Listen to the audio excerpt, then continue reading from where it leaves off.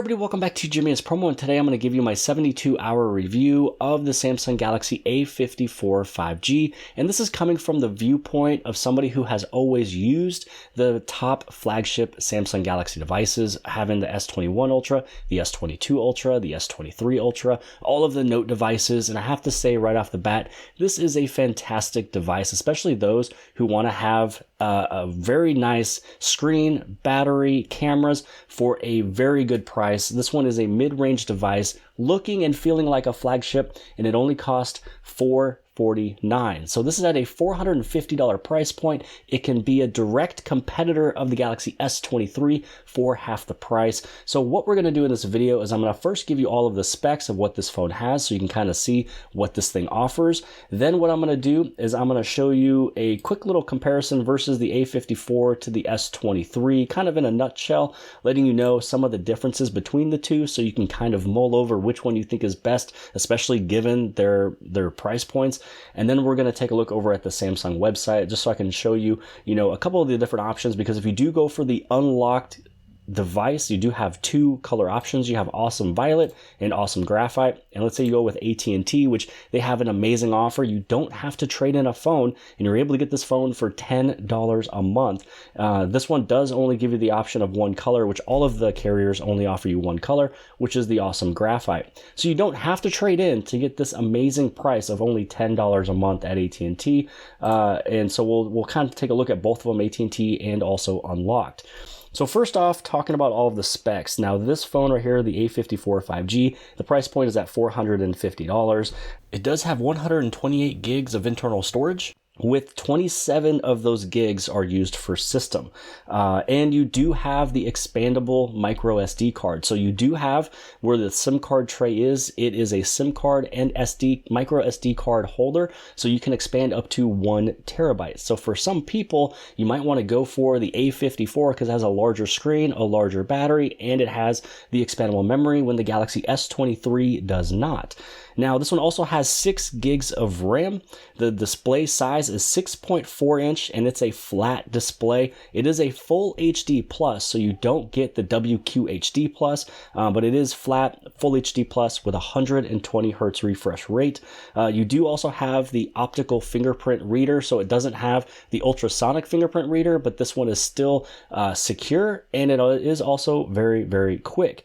Now, the front-facing, shooter camera is a 32 megapixel selfie camera, and then the main cameras on the back, you're going to have a 50 megapixel main, the 12 megapixel ultra wide, 5 megapixel macro. The battery size is very large at 5,000 milliamp hours.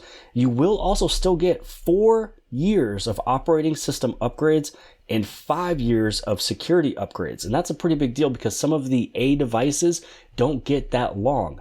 So again, this is really just a flagship phone in a different package at a lower rate, giving you a lot of the stuff that the flagship devices give you. And out of the box, this one will be running with Samsung One UI 5.1 with Android 13. So really my quick thoughts on this one is it has premium build, great performance, bright display, and large sound. I almost feel like this is a larger stereo sound than my Galaxy S23 Ultra. When I listen to music and when I watch movies on YouTube, this thing is super loud. I can keep it in my pocket, go to a park, and it's still blaring through my ears. Some of the cons, which you will kind of suspect to happen when it comes down to a phone that's $450, there is no wireless charging.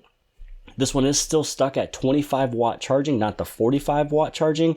And some say that it can get warm, but I have to say with my personal usage, I went outside, it was a bright sunny day, and I play a game that always gets other devices warm, especially back in the day, and that is Pokemon Go. You can see it's a super bright display. The sun doesn't bother it at all.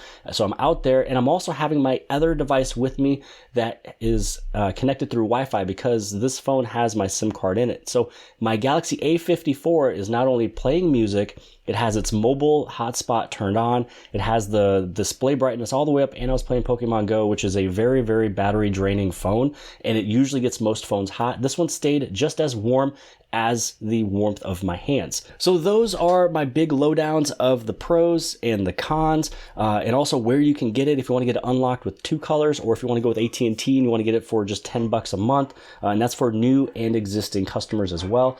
Now, taking a look at the website of Samsung, if we take a look at this one, if we look at unlocked first, one of the things that I want to show you is that they do have a comparison down here. So if you're looking at other A devices, we can compare it versus, the A54 5G versus the A23 and the A14. So you can see here that there is some massive differences in improvements. So basically you have a 6.4-inch display versus 6.5, 6.5. They pretty much have the same rear cameras, which is the 50 megapixel, but the RAM, you can see that there's 2 more gigs of RAM over here on the 54. So you have 6 gigs versus the 4 gigs. All of the battery sizes are at 5,000. But some of the big things here is that these other devices over here, the A23 and the A14, these ones are not getting those longer operating system upgrades and security upgrades. They're basically cut in half. They're basically at 2 and 3 years. So if you're looking for a new phone with the longest, give from Samsung for upgrades and updates, the A54 is going to be the best option. Now, if we were to do a comparison, pretty much in a nutshell, versus the S23, you can see that the A54 5G is bigger at 6.4-inch display versus the S23 at 6.1.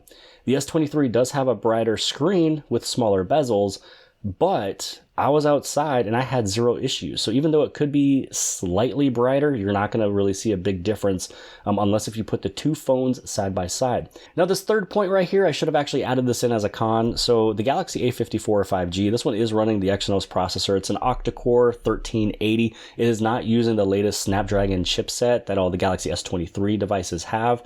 So the S23 is going to be a little bit faster, but this thing is super snappy. I have not found any issues with it. So going between apps and switching to cameras and things, I've never ran into a problem. Again, this is coming from the perspective of somebody who is always using the top flagship device. Again, did not have any problems or issues. Both of them has the 128 gigs base storage, but your A54 5G does support that micro SD card. Again, expandable up to 1 terabyte. The S23 does have better cameras, but the cameras here are still very good. It just happens to be the S23 has slightly better.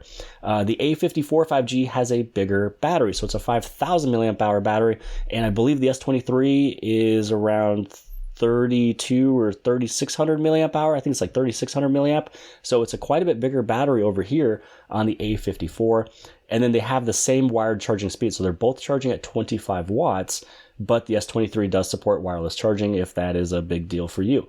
Most of the times I always just charge my phone via the Type-C cable. I don't lay it on my wireless chargers much anymore because I'm much more in a hurry to kind of get them going a little bit quicker. Now there's 2 more things I want to add on to the A54, and that is that I forgot to mention that with the video camera, you do have the Ultra HD 4K at 30 frames per second, and it is IP67 rated, so it is dustproof, water resistant, up to 30 minutes, up to 3 feet. So it's not the IP68 like the S23 devices, but you can still get this thing wet on accident. And there is a pretty cool, fun shooting feature on here. So with inside of the camera, they have a thing called Fun, and it's actually pretty cool. If I go inside of my gallery real quick, I can show you that it's almost kind of like Snapchat. So over here, you can see that there is some filters. So it's kind of like a filter fun thing. It's pretty nice. I mean, it takes really good photos. When you take a look at this one, that's going to be the portrait mode.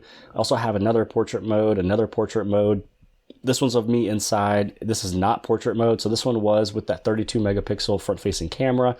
This one's going to be right around 8 or 9 megapixels because this is using the portrait mode right there.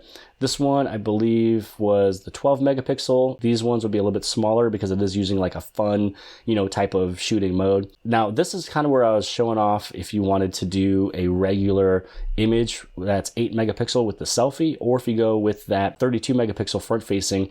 Basically, when you switch it over into the larger megapixel, it's going to zoom out a little bit. So it's almost as if you went from the one head to the 2 heads. So it's kind of getting ready for 2 people. And then this is the ultra wide. This is regular, and then this is the 2x zoom. So, I mean, it takes really good photos, like I was mentioning from before. For the videos, this one was the 60 frames per second Ultra HD. It does wiggle a little bit, but then if you move over and you go into steady mode, then you can make it to where it's super, super smooth, you know, as if it was on a gimbal.